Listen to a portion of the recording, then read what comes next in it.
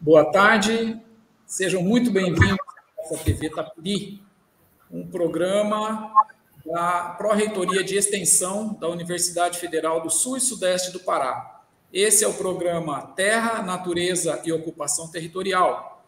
E na tarde de hoje nós vamos entrevistar o educador ambiental Daniel Steider, que fala para a gente lá de Rolândia, no Paraná, onde ele tem projetos com a querida Fazenda Bimini. Boa tarde. Obrigado, Ulisses, pela sua introdução.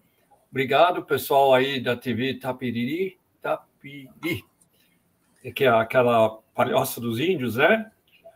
E vamos ver se eu consigo somar com o projeto de vocês. Com certeza. Então, já posso começar? À vontade, Daniel. Tá, então, vamos lá. Eu até trouxe para vocês aqui, deixa eu levantar, o tapiri, aqui, ó. Isso aqui foi o meu filho, ele tem nome de índio, né? Ele chama Herê. Ele fez isso na época lá da escola. Agora eu vou apresentar uma rápida apresentação de slides, de imagens, para contextualizar a minha ideia que eu quero transmitir e depois responder as perguntas de vocês. Obrigado. O Herê, ele está me ajudando aqui, ele pediu 10ão, mas o Ulisses já me convenceu que ele merece 20. 20. Ó, aí que começa. Essa é a nossa aniversariante de hoje, a vovó, a gente chama de vovó, o nome dela é Ruth, ela nasceu no meio do mato. A imagem seguinte. Ela nasceu nessa palhoça de palmito, quando meus avós vieram nos anos 30, lá da Europa, para o Brasil. Opa! E... Oi? Tá. O Herê está me mostrando onde apertar aqui para dar sequência. E aí a gente viu que algo que parece universal, né? Você está no meio do mato, você aproveita as coisas que estão lá e você é feliz. Os meus avós, quando completaram 50 anos de casados, eu perguntei qual foi a melhor época da vida de vocês. Eles falaram, foi no nosso rancho de palmito, o tapiri deles aqui no norte do Paraná. Ele está mudando o slide aí na apresentação, pessoal? Não está. Não está? Não. O que a gente tem que fazer, então? Sempre que você for mudar, clica ESC. Agora mudou. Aí você vai e abre de novo. Esse é o problema do nosso. Tá, Iris, você vai fazendo isso, por favor? Tá? Já vai aumentar o teu pagamento. Ó, aqui nós temos, então, o mundo, já fomos campeões aí de futebol várias vezes, temos muito orgulho do futebol, mas hoje nós estamos enxergando um mundo meio murcho, né? Uma bola murcha, muitas faltas nesse jogo, muitas vaias, muito fanatismo, não há mais juiz, cada um faz o que quer. É uma loucura, né? Essa partida do mundo atual.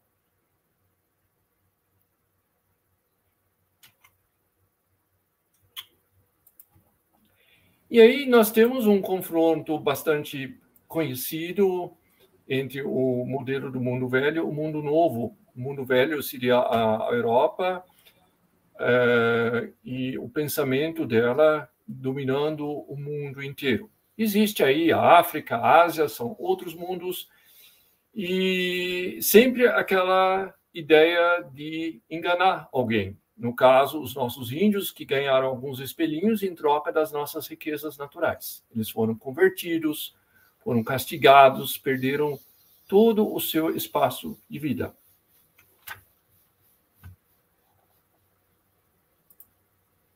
Esse grafite está numa das paredes lá de Rolândia, do amigo, é um grafiteiro, o Magon. Eu acho muito bom o recado dele, não só esse, como outros, né? Essa crítica de colocar uma situação que perdura. São formas modernas de dominar nações ricas como o Brasil. Aqui está a imagem do herê que está me ajudando, ao lado de uma árvore seca. Ele sempre me leva para passear no município, a gente gosta de fazer fotos, reconhecimentos, e chamou a atenção, né? Ele é bem alto, o meu filho, tem quase 2 metros, e essa árvore imensa seca numa paisagem. É um mundo detonado, né? Praticamente sem água, os mares poluídos, as migrações em massa, enfim, tudo os desastres que a gente já está até um pouco calejado e nem presta mais muita atenção. E uma ação que dá para usar aquela frase muito boa, né? Nós estamos tapando o sol com a peneira. Então, tudo isso já foi analisado por um filósofo lá da Noruega, o Arne Naes, a questão da ecologia rasa, né? De continuarmos indo para o precipício e somente tirando o pé do pedal, para não ser tão rápido. Mas não há ainda mudança de curso. E a necessidade de se olhar para o pequeno mundo, o mundo pessoal de cada um. Então, o Hugo, que eu conheci agora, o Ulisses, que eu conheço um pouco melhor, a gente começar a ver qual é o mundo de cada um. Ali está o meu avô derrubando a floresta. Ele não tinha a sabedoria dos índios, ele achava as árvores bonitas, mas não sabia o que fazer com elas. Então, era a derrubada, a queimada, a formação de roça, mais tarde, Ouro Verde, que foi como um garimpo no norte do Paraná.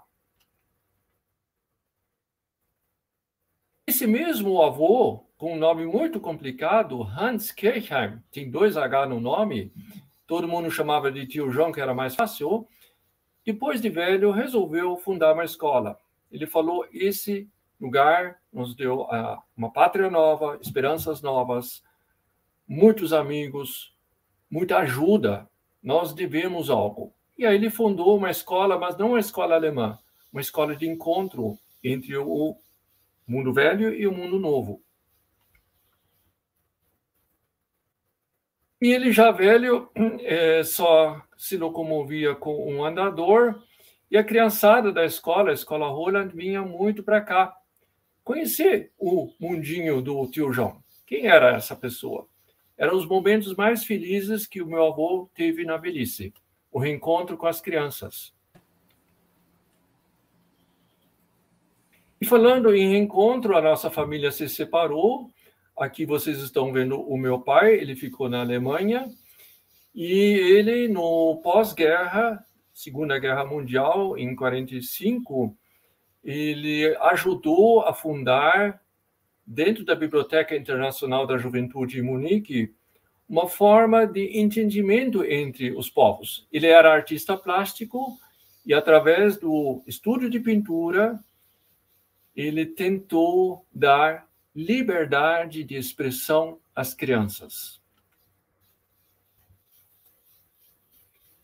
Falando em mundinho, aqui sou eu, fã da Jussara, ela é parente do açaí que tem no norte, mas não dá os perfilhos. Uma vez que você derrubou, você perde a palmeira. Então, o aproveitamento dos frutos, que dá uma bebida semelhante ao açaí, uma espécie de chave da floresta. Eu sempre plantava isso escondido, porque aqui era só café, e o avô falava, olha, larga a mão dessas coisas de ecologia. Mas a minha paixão era muito grande, e eu plantava, e hoje nós temos muito dessa palmeira. Aqui, a vovó, com seu andador, ela levou um tombo esses tempos, e ainda em período de pandemia, ela já ganhou 2 vacinas, hoje não recebeu a terceira por confusão burocrática, e um grupo de escuteiros que veio há pouco tempo. E a cachorrinha querida que sempre acompanha a vovó, essa da frente. Então, assim, realizar que o mundinho na nossa Bimini, ela só vai sobreviver se a gente souber abrir as portas para a comunidade. Esse é o Dr. Paulo Hernani Ramalho Carvalho, também chamado de Tio Paulo, um ex-pesquisador da Embrapa Florestas, ele mora atualmente em Curitiba. é uma pessoa que praticamente é da nossa família, né? Ele tem até uma casa aqui onde ele sempre mora. Ele é autor de 5 volumes sobre espécies arbóreas brasileiras. Com ele foram instalados 3 arboretos com mais de 300 espécies nativas do Brasil. Então, a gente começar a aprender o que é o Brasil através desse pesquisador, né? Aqui a imagem da nossa família, a vovó que vocês já conhecem ali no meio, o Herê que está me ajudando de vermelho, o Indi de azul e a minha esposa de amarelo, a Maria Doroteia, o Herê, o Indi, a vovó. E eu lá, bem despenteado. O Herê, há pouco tempo, ele fez um vídeo maravilhoso sobre a proposta da agrofloresta. Aí o professor Fernando ajudou ele muito e acabou sendo classificado em primeiro lugar. Mas mais importante do que isso, uma ideia ganhar um espaço pedagógico e ser aplicado na escola. Meu outro filho, até um pouco estranho, né? O papai todo ecologista e o filho aqui curtindo a agricultura industrial, agronegócio. É uma realidade que, primeiro, eu não aceitava muito, hoje eu dou muita liberdade, porque não adianta criarmos atritos. Eu acho que eles têm que descobrir e também trazer algo daquele mundo para o mundo dos ecologistas, haver diálogo, né?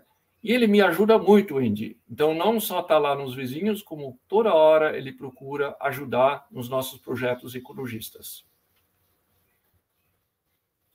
Esse é o nosso cachorro querido. É mais um adotado, ele chama Senador, não é corrupto e é um grande companheiro, né? Ele sempre está junto e até tem aquela palavra multiplicador, mas isso é um outro contexto.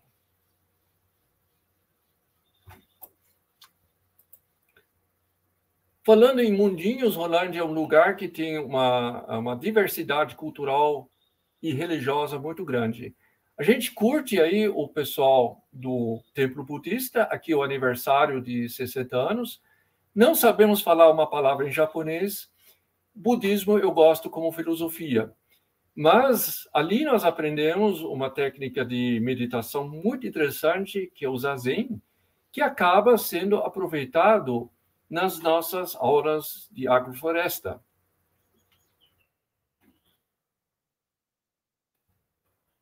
De uma outra universidade aqui de Londrina, a Unopar, a Giovana, o Jonatas, eles acompanham os nossos projetos de agrofloresta e fazem a ligação com os alunos, né? O professor de solos, da fitotecnologia. Então, nós não trabalharmos desconexos da realidade acadêmica de hoje. Ali é uma área recente de agrofloresta. A faixa florestada ali tem o arboreto da Embrapa Florestas. E na frente, onde está o girassol com a bordadura das bananeiras e mais uma faixa com guandu, crotalária, feijão de porco, outras leguminosas, é que agora está sendo plantado abacate. Infelizmente, veio um temporal com chuva de pedra e acabou tudo. Mas já há uma outra diversidade, uma outra recuperação do solo desse alqueire de agrofloresta. E tudo isso não ser um trabalho nosso de idealistas, mas mesmo em tempo de pandemia haver a extensão. E aí entra a palavra multiplicador, que não é mais o atendimento de 40, 50, 60 alunos dentro de um ônibus, mas principalmente professores que vão levar a proposta para a sala de aula e aplicar lá. Então, são pessoas motivadas que vão tocar um projeto desses durante anos. Além disso, estar atento aos fenômenos que acontecem. Por exemplo, esse grupo de ciclistas, eles vão levar na mochila sementes de cada época do ano e começar a espalhar nos fundos de vale, remanescentes florestais. Então, ter ao lado do esporte que eles gostam tanto, essa ação de fazer algo ecológico. Essa nossa realidade nua e crua, né? Um solo praticamente morto, né? Nós somos o berço do plantio direto, mas, infelizmente, a ideia não deu muito certo. Então, é pouco material que fica no chão, é muita chuva, muito sol, muito vento. Então, como repensar uma agricultura dessas, sem ser uma agrofloresta, mas começar a pensar princípios da agrofloresta? Aqui uma escolinha onde a minha sogra dava aula, ela fica no quilômetro 10.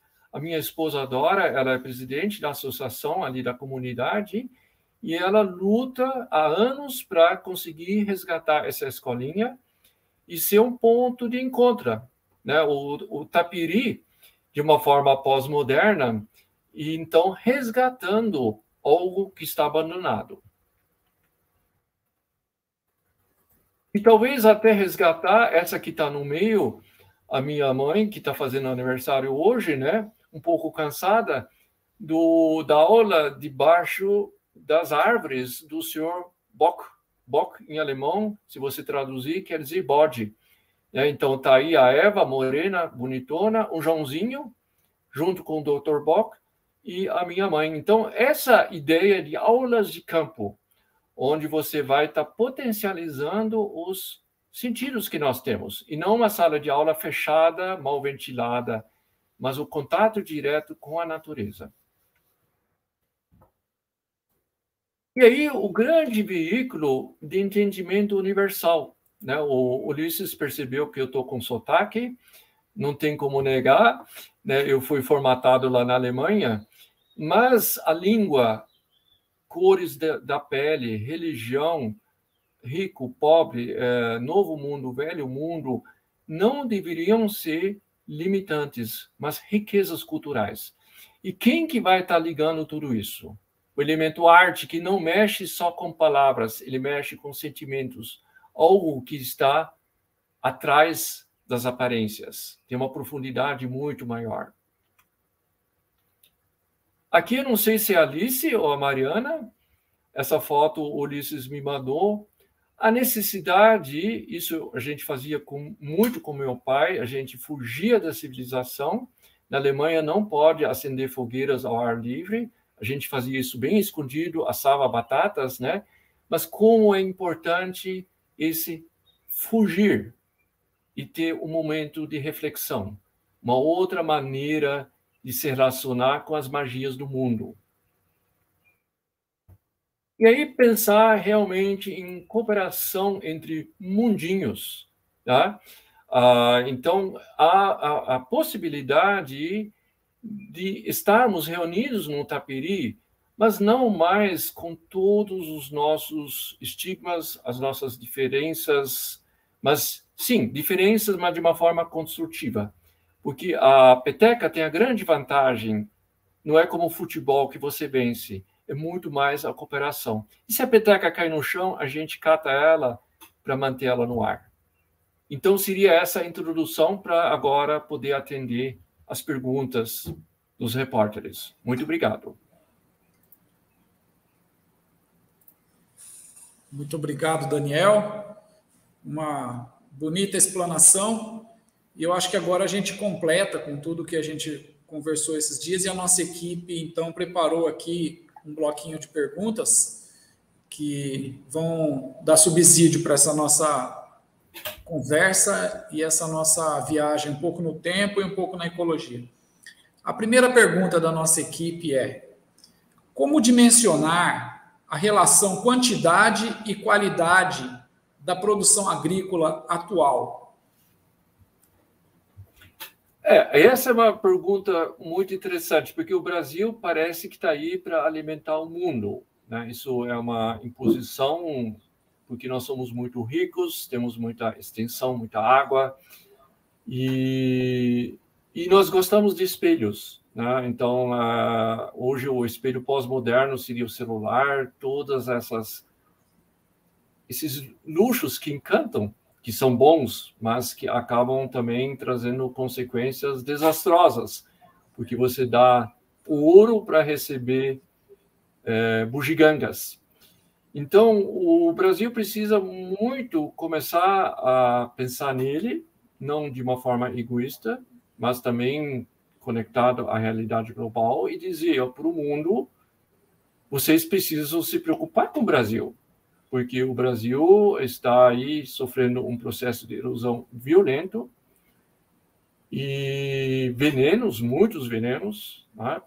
E nós precisamos restaurar o ambiente. Então, aquele ambiente que meus avós encontraram nos anos 30, de uma floresta verde, uma terra fértil, acabou. Então, nós precisamos urgentemente desconstruir a imagem Brasil, celeiro do mundo, mas um lugar onde existe uma natureza tropical, e apostar nesse formato, conhecer melhor, ver a natureza como um gerador de comida, mas de maneira sustentável. De fato, isso está acontecendo, mas ainda é muito pequeno.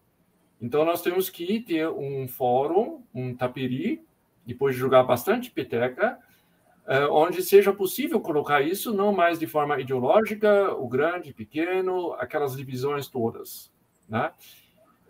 E aí vi essa palavra sustentabilidade, que é muito abstrata, ela tem a sua origem alemã. Em alemão, eu vou falar Nachhaltigkeit, quer dizer durabilidade. Então, a gente realmente dá durabilidade a processos produtivos, qualidade, nutrição e também justiça, porque continuam pessoas passando fome, assim, muitas coisas erradas. Tá? São temas complexos, mas eles têm bases concretas de serem trabalhadas. E a agricultura a ser vista não só um lugar como produção de alimentos. Ali é a pedagogia, é o turismo, é a terapia, é um local excelente para agregar outros valores. Então, a gente tentar colocar o espaço rural, produtivo, independente de ser pequeno, médio ou grande, com múltiplas funções e múltiplas formas de remunerar quem administra essas áreas. Muito bem, obrigado, Daniel. A segunda questão fala sobre a agricultura familiar. Qual é o peso da agricultura familiar na produção brasileira? Assim, eu não sou expert nesse assunto. Nos cursos de agrofloresta que nós fazemos aqui na região, com o Eduardo, lá do Terra Planta, sempre tem pessoas do movimento do Sem Terra, os movimentos sociais. É engraçado porque tanto os latifundiários como esses movimentos sociais acabam se encontrando ali. No primeiro instante, eles se estranham e depois tem muito trabalho para fazer e aí há altas e produtivas conversas. Tá? Então, essas divisórias ainda da agricultura familiar, que é muito significativa no Brasil.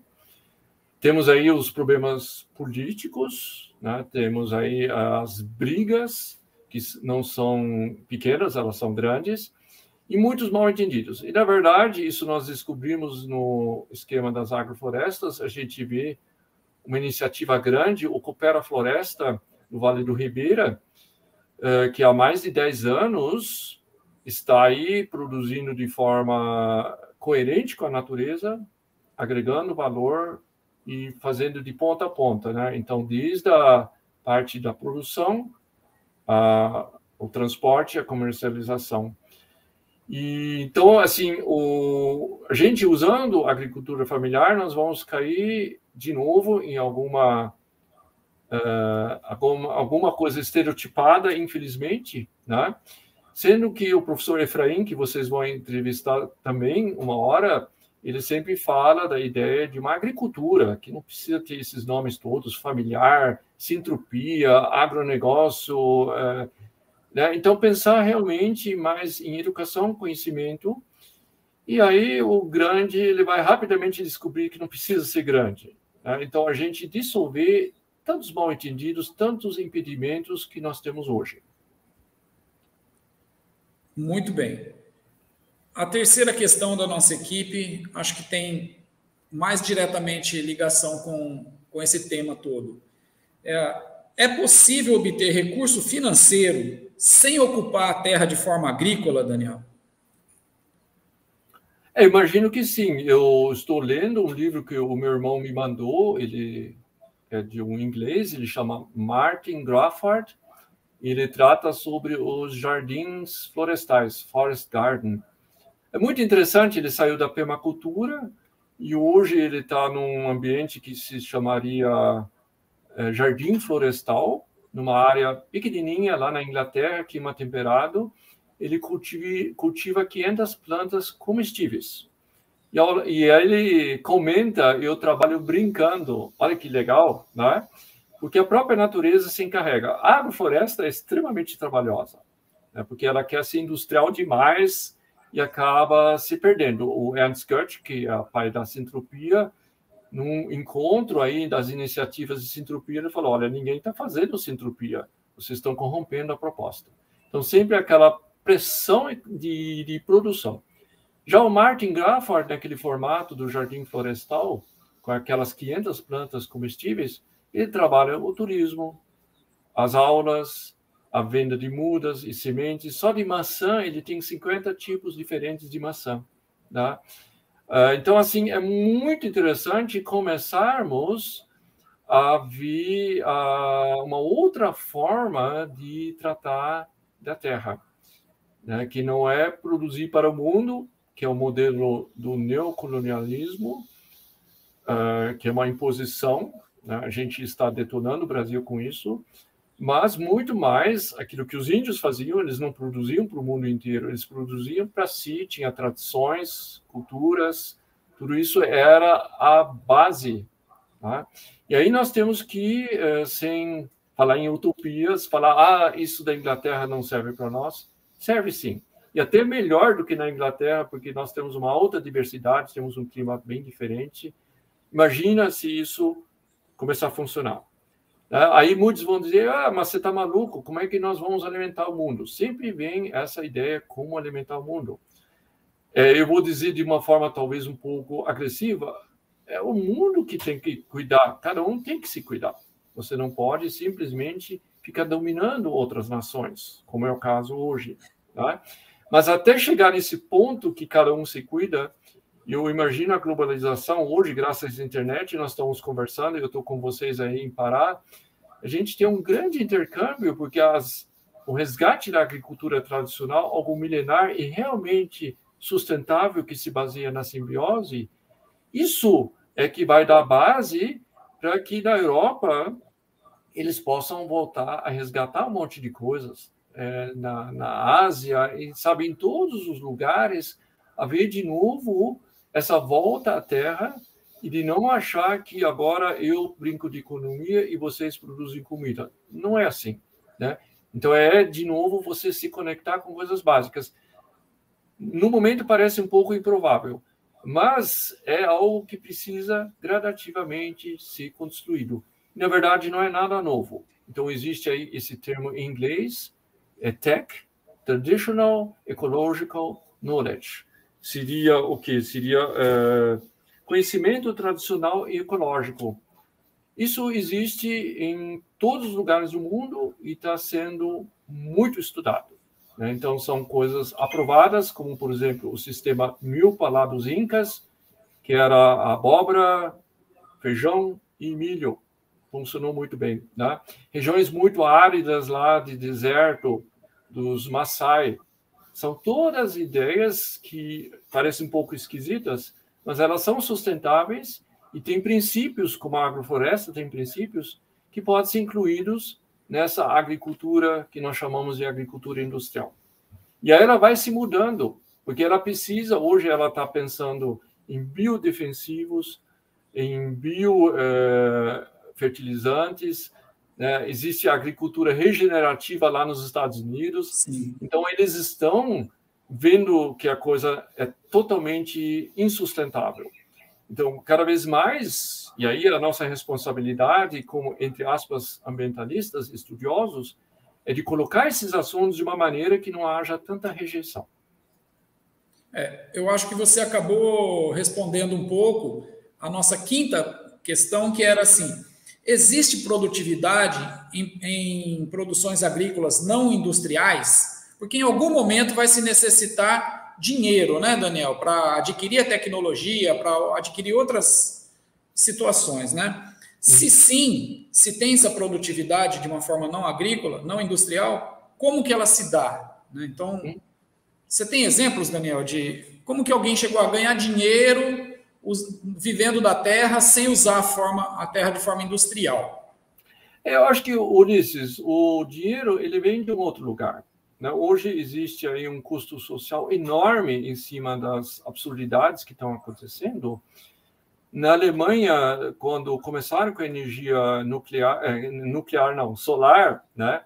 Eles foram confrontados dizendo, olha, gente, nós vamos ter que ter usinas atômicas porque a demanda de energia aumenta, vocês vão ter 2 anos para oferecer uma alternativa. Isso foi numa cidadezinha lá em Freiburg, na Alemanha, que se tornou a capital mundial da energia solar.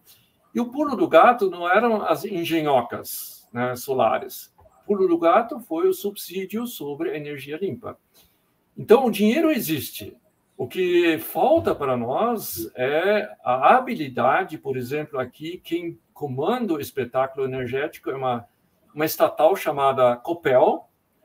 Então, hoje você tem a possibilidade de captar energia do sol e essa energia é captada para a rede geral. E aí há uma dedução de custos. Maravilha. Mas é muito pouco. Tá? Então, nós, como sociedade, e não como grupo político necessariamente, mas como comunidade, pessoas informadas, porque aí você pode continuar sendo verde, vermelho, azul, não importa, eu não preciso assumir qualquer cor, eu sou uma pessoa consciente. Mais uma pessoa consciente, a gente chega numa boa, numa Copel e diz, olha, esse preço que vocês estão nos pagando é uma mixaria, nós queremos mais. E aí eles não olharem a gente como ambientalistas, mas como pessoas que têm cabeça. A mesma coisa, a nossa produção de grãos em relação à China, Estados Unidos, etc., etc., a gente fala, legal, a gente vai continuar produzindo grãos, se vocês precisam de tantos grãos, mas cada saca de soja vai ter que ter dinheiro, porque nós precisamos restaurar o Brasil, que daqui a pouco não vai mais produzir grãos, porque o chão está pobre, está erodido, não tem mais água, sabe? Então, essa maturidade que nós precisamos adquirir através da informação, da educação, dos encontros, vai fazer com que haja muito dinheiro. Porque hoje é uma torneira aberta os desperdícios, o dinheiro indo embora, e a nossa falta de habilidade de colocar assuntos e aí tirar um pouco os aspectos políticos que, infelizmente, esse governo atual cultivou demais, né, essa divisão, e aí adquirir, através da ciência, da arte também, que é uma linguagem universal, uma maneira da gente ver, opa, existem muitos recursos, e nós não queremos esmolas, porque a Europa, os outros países, é esmola, eu não quero esmola. O Brasil não precisa de esmola. Né? Nós precisamos de igual para igual, sabe? O mundo tem que respeitar o Brasil. O mundo não respeita o Brasil. Tá? Aqui é feito caridade, esmolas, e continua se roubando tudo que tem aqui. Tá? Então, a nossa relação com o mundo lá fora precisa mudar. E aí vai ter dinheiro de sobra. Na verdade, nem precisamos de tanto dinheiro, porque dinheiro você começa a fazer bobagens também. A gente faz muita bobagem com dinheiro. Às vezes não precisa tanto dinheiro. Muito bem. Eu acho que contemplou todas as nossas perguntas. A gente foi além um pouco, né? Acabou vendo um pouco de história da imigração que o Brasil acompanha e às vezes a gente não sabe. Né? Você mostrou nas suas fotografias, então nas entrelinhas está uma história de imigração, de migração, né? Porque você também já morou em outros lugares, já morou nos Estados Unidos, né? E então a gente acredita que isso que você está falando é com uma propriedade. Você já viu do lado de lá para cá o nosso país, né?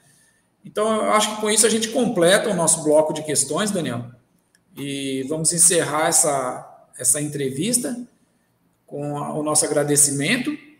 A nossa entrevista vai logo ao ar e teremos mais oportunidades.